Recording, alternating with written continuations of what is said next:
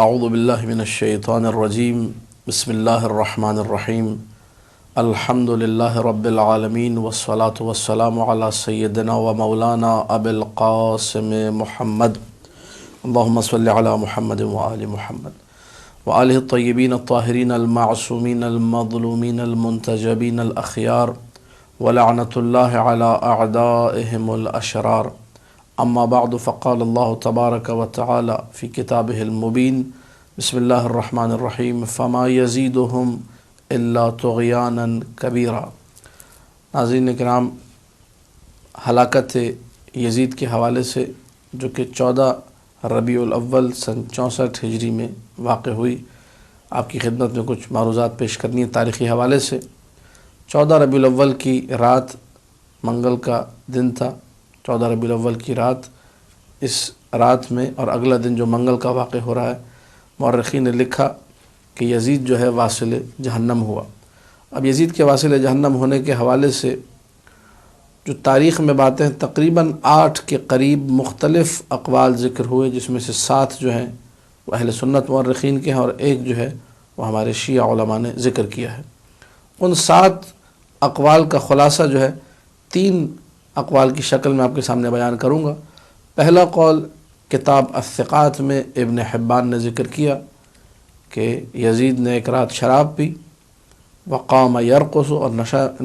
شراب کے نشے میں دھت ہو کر اس نے ناچنا شروع کر دیا۔ فسقط وتناثر دماغہ، یزید جو ہے ناچتے ناچتے جب گرا تو اس کے سر پہ ایسی چوٹ آئی کہ جس کی وجہ سے اس کا دماغ، اس کا مغز باہر آ گیا اور اس کی موت واقع ہو گئی۔ تو شراب کے نشے میں دھت ہو کر اس برے طریقے سے موت واقع ہوئی۔ ایک قول ابن حبان نے الثقات میں یہ ذکر کیا۔ دوسرا قول جو کہ انصاب الاشراف میں بلازری صاحب نے ذکر کیا اور سیر و اعلام النبلاء میں ذہبی نے ذکر کیا کہ یزید کی عادات میں سے ایک عادت تھی بندروں سے کھیلنا، کتوں کی لڑائی کو دیکھنا، گدھوں پر اپنے بندر ابو خلف جس کی اس نے کنیت رکھی ہوئی تھی اس کو بٹھا کر اس کے پیچھے دوڑنا، اس سے ہنسی مذاق کرنا، اس کے ساتھ کھیلنا، یہ یزید کے پسندیدہ مشغلوں میں اور پسندیدہ عادات میں تھا۔ تو ایک دن یزید نے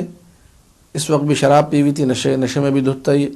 اپنے بندر ابو خلف جس کا پسندیدہ بندر تھا اس کو اس نے گدھے پر سوار کیا،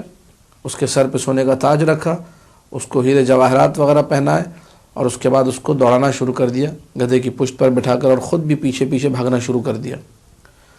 اب ایک قول مورخین کے، یعنی 8 اقوال جو ہم نے ذکر کیے، ایک قول یہ ہے، بعض مورخین نے لکھا کہ پیچھے سے اس بندر کو گدگدی کر رہا تھا، نوچ رہا تھا، جس کی وجہ سے بندر نے جھپٹ کر یزید کو کاٹا، جس کی وجہ سے یزید کی موت واقع ہوئی۔ ایک قول یہ ہے، اور ایک قول یہ کہ جب یہ شراب کے نشے میں بھاگ رہا تھا اس بندر کے پیچھے، تو بھاگتے بھاگتے زور سے زمین پر گرتا ہے، منہ کے بل گرنے کی وجہ سے۔ اب پھر یہاں پر 2 باتیں مورخین نے لکھی کہ اس کی گردن میں کوئی چیز گھسی، گردن ٹوٹ گئی اور موت واقع ہوئی، اور کچھ نے لکھا کہ پیٹ میں کوئی چیز چبھی جا کر گھسی، اس کی وجہ سے موت واقع ہوئی۔ تیسرا قول جو کہ نہایہ میں ابن اثیر نے ذکر کیا ہے، نہایہ فی غریب الحدیث میں، اور اسی طریقے سے لسان العرب میں ابن منظور نے مادہ ذبح ذال باحا میں، کہ ذبحہ ایک بیماری ہے جس بیماری کی وجہ سے انسان کے گلے میں ایک پھوڑا یا ایک دانہ نکل آتا ہے جس سے خون نکلتا رہتا ہے، خون رستا رہتا ہے، اور یہ پھوڑا آہستہ آہستہ بڑا ہوتا ہے، یہاں تک کہ اتنا بڑا ہوتا ہے کہ سانس کی نالی پر اثر انداز ہوتا ہے، سانس لینے کی جگہ انسان کی مکمل طور پہ بند ہو جاتی ہے، دم گھٹنے کی وجہ سے انسان کی موت واقع ہو جاتی ہے۔ ابن منظور نے اور ابن اثیر دونوں نے اپنی لغات میں یہ لکھا کہ یزید کی موت اسی بیماری ذبحہ کی وجہ سے واقع ہوئی تھی، جب اس کے گلے میں یہ پھوڑا نکلا اور یہ بڑھتا رہا یہاں تک کہ دم گھٹ کر یزید اس دنیا سے چلا گیا اور واصل جہنم ہوا۔ آخری قول جو کہ ہمارے اس کلپ کے مطابق چوتھا قول بنتا ہے ہمارے شیعہ علماء نے، جس میں سید ابن طاووس نے اس قول کو ذکر کیا اپنی کتاب لحوف میں، اور انہوں نے نقل کیا اس قول کو مقتل ابی مخنف کے حوالے سے، کہ ابی مخنف نے یہ لکھا ہے کہ یزید ایک دن اپنے تمام تر جاہ و حشم کے ساتھ 10,000 گھڑ سواروں کے ساتھ نکلا شکار کرنے کے لیے، اور حوارین ایک جگہ ہے شام میں، آج بھی یہ جگہ موجود ہے جہاں پہ آثار قدیمہ بھی دریافت ہوئے، کئی ہزار سال پرانے جو ہے گرجا گھر اس میں موجود ہیں، جن میں سے 2 آج بھی باقی ہیں کہا جاتا ہے۔ تو اس مقام پر شکار کرنے کے لیے روانہ ہوا۔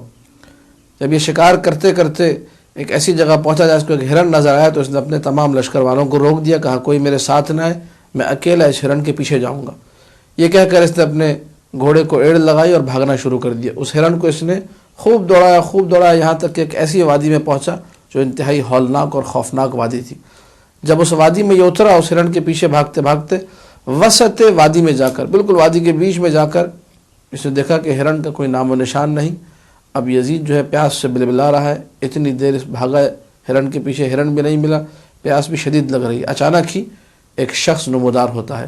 جس کے ہاتھ میں پانی کا ایک برتن ہے، اس سے کہتا ہے مجھے تھوڑا سا پانی پلا دو۔ پانی جب اس نے مانگا، اس نے پانی پلایا،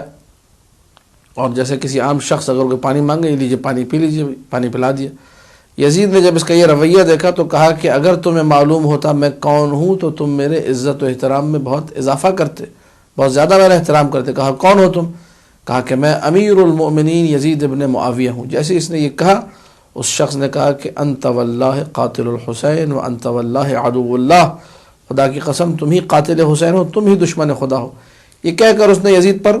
حملہ کیا۔ جب یزید پر حملہ کیا تو یزید بھاگنے لگا، اس نے پیچھے سے تیر مارا جس کی وجہ سے یزید اپنے گھوڑے سے گرتا ہے اور اس کی ٹانگیں جو ہے رکاب میں پھنس جاتی ہیں گھوڑے کے۔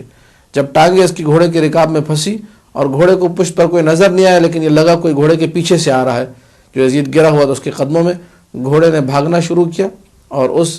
میدان کے اندر، اس وادی میں یزید کے ٹکڑے ٹکڑے اس طریقے سے ہو گئے۔ جب کافی دیر گزر گئی، لشکروں نے دیکھا کہ یزید کا کوئی اتا پتہ نہیں ہے، تو دوڑتے ہوئے وہ لوگ آئے تو ان کو رکاب میں لٹکتی ہوئی ایک ٹانگ ملی۔ اسی کو لے جا کر دفنایا گیا قبرستان باب الصغیر میں۔ یہ واقعہ سن 64 ہجری 14 ربیع الاول منگل کے دن کا ہے۔ تو اب اگر دیکھا جائے، ہمارے پاس اردو میں ایک محاورہ بھی ہے، اب مجھے نہیں معلوم اس کی حقیقت کیا ہے، کہتے ہیں جنگل میں منگل، تو مجھے لگتا ہے یہیں سے نکلا ہے، جنگل میں منگل جو ہے وہ یہی 14 ربیع الاول سن 64 ہجری،